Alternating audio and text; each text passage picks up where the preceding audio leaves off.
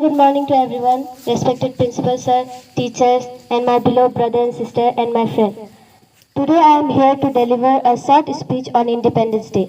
Every year, 15 August is celebrated as Independence Day all over the India.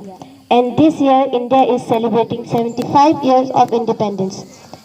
The celebration has been titled as Azadi Ka Amrit Mahotsav. Let us go back to the past when on 15 August 1947 we got freedom from the British rule and elected our first Prime Minister Pandit Jawaharlal Nehru. The day is not just to mark our freedom from the British rule but to remember the sacrifices of millions of freedom fighters who have fought bravely against Britishers. It's important to lead our life of freedom. All Indians should value the independence which we achieved and never forget our freedom fighters.